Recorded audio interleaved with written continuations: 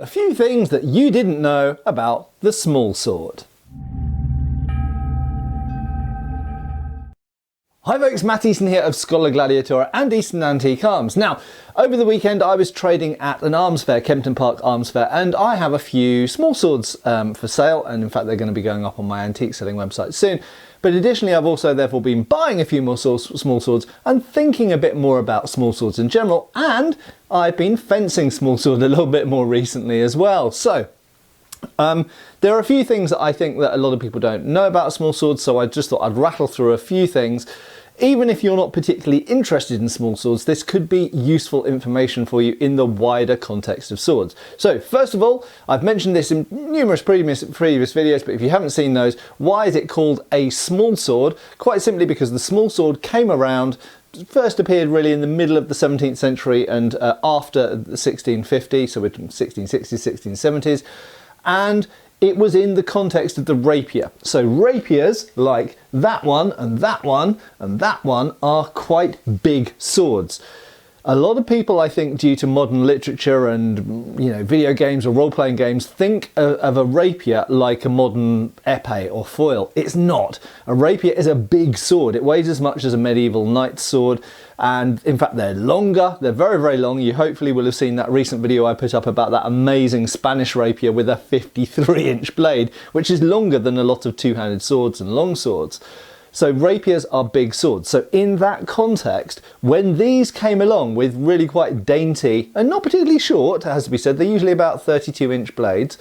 When these came along, these were small swords, okay, in reference to rapiers. So they're essentially a similar sort of function to late period rapiers, but they are smaller. So therefore they're called small swords. However, and not a lot of people know this, in period, these small swords were sometimes, confusingly and somewhat annoyingly, referred to as rapiers. So if we look at Zachary Wilde's treatise of 1711, where he teaches you how to use various types of weapons and indeed wrestling as well, he actually refers to the small sword, or rapier, in other words making them synonymous. But by 1711 it's very clear that what he's talking about in England in 1711 is one of these. It's a small sword. It's a specialised thrusting sword, really very, very light. These usually weigh about 500 grams, so about the same as a modern Olympic fencing weapon. So very, very light, very dedicated thrusting weapons. I think widely seen as dueling swords, but they were of course also used in self-defense in the street because they were worn by gentlemen. And whatever someone wears or carries, whether it's a kitchen knife or a handgun, if they get themselves into trouble, that's what they'll use. So therefore, these weren't only dueling swords, these were also used in the street, and they were even used in war. George Washington carried one of these during the Revolutionary Wars in America, and numerous other generals and officers and all sorts of people. Anybody who considered themselves a gentleman carried one of these. They didn't necessarily always carry these in war. Sometimes they carried things like back swords or basket-hilted broadswords or spadroons, but very often they did, even in war, wear these. Now, the next thing you might not have known about the small sword is while most of them and the most famous types are completely thrusting blades and have a triangular cross-section completely incapable of cutting. So you can grab these, you could hit someone with the edge of these, it will do nothing apart from hurt them slightly. It will not cut because it's a triangular blade, exactly like a modern épée, incidentally, on the Olympic épée. While most of them are like that, not all of them are like that. If we go to the earliest small swords, some of them are actually edged, and all the way through the small swords history, we do have edged types. So I'll put down that rather nice English silver-hilted example, which dates to the 1720s, and pick up this French example, which has got a label on it because it was on my trade stand at the weekend. And this does not have a triangular blade, this has an edged blade. And so this absolutely could, to some degree, cut. Now, obviously, it's not gonna chop into things very deeply or anything like that. But you could slash with it. You could rake the edge, the sharpened edge, across, bare skin, across face or a hand or inner thigh, where there are arteries and things like this. So the cut potentially could have a big effect, even if it's not a very impressive cut by itself. This remains, nevertheless, a primarily thrusting weapon, thrusting sword, but some of them do have some capacity to cut, and there are certain treatises, I believe there's a Spanish treatise looking at the use of the small sword, where they do have cuts. So cuts sometimes, not very often, but sometimes were used with small swords, and certain types of small swords were able to cut to some degree. So the next thing that you might not know about small swords is that many of them have a broad base to the blade, and this is commonly known as a Kolishmard style blade. So this is a triangular blade here, but you'll notice it is fatter, it is wider at the base, and then it steps down to be thin after that.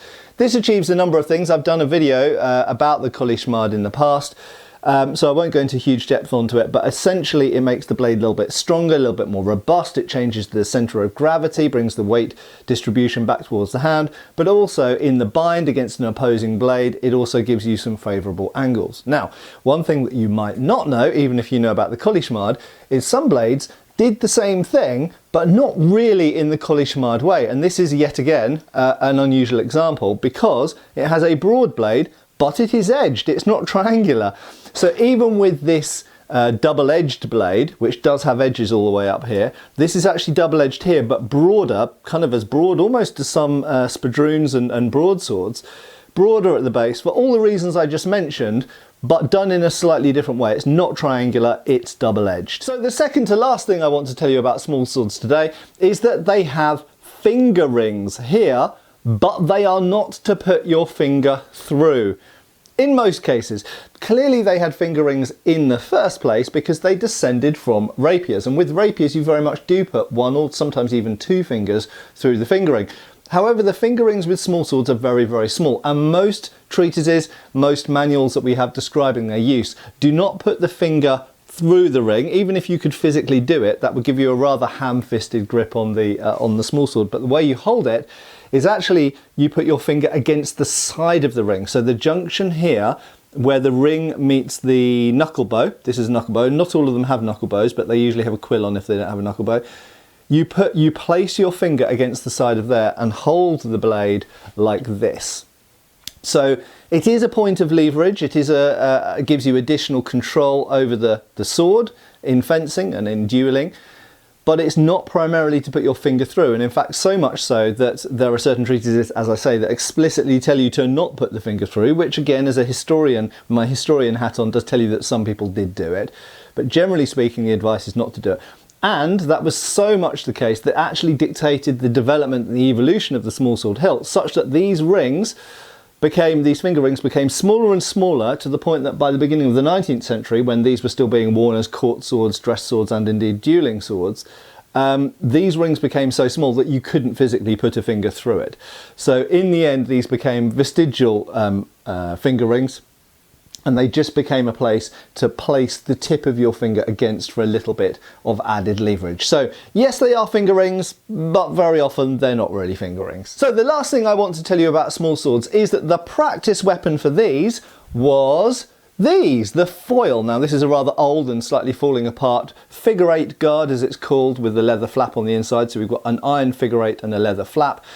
This is a fencing foil that dates to the 19th century, and in fact these go back pretty much exactly like this all the way back to the 18th century, and these were the practice weapons for these. And if you look at modern Olympic foil specifically, foil is the practice weapon of smallsword. Now in modern HEMA, mostly for aesthetic and vanity reasons, we prefer most of the time to use actual smallsword simulators, so we tend to put a smallsword hilt on an épée blade because that makes a practice weapon which is more similar to an actual smallsword. You will notice that the foil hilt isn't actually very like a smallsword hilt, and it's not entirely understood why that's the case. Why did they make a practice weapon with a hilt that was so unlike the actual weapon you were going to fight with or duel with? We don't know the answer to that question, and maybe that's a topic for its entire own right for a future video. But the fact is that they've got longer grips, they've also got canted or curved grips, and they've obviously got a different guard, and they don't have a knuckle bow, they don't have finger rings, they don't have a quill on. So they're quite different hilts, and the blade is square section as opposed to the triangular section smallsword. Now, an interesting thing about the foil hilt, and it must be said in modern Olympics people tend to use ergonomic grips that don't look like this. This is sometimes referred to in modern fencing as a French grip for some reason, but in fact everybody used these foil grips originally. And they are curved towards the hand that holds them and downwards. So they curve one way that way and another way this way, a bit like a kind of bit of a banana. Now what's curious is, why did they have these canted grips and long grips for practice foils, but then on the real small swords, they don't. They have a short grip with the knuckle bow and the finger rings and everything else, and it is straight. If you pick up about 90%, should we say, of probably even more than that, 95% of original small swords, the grip and the pommel are exactly in line with the blade in both planes.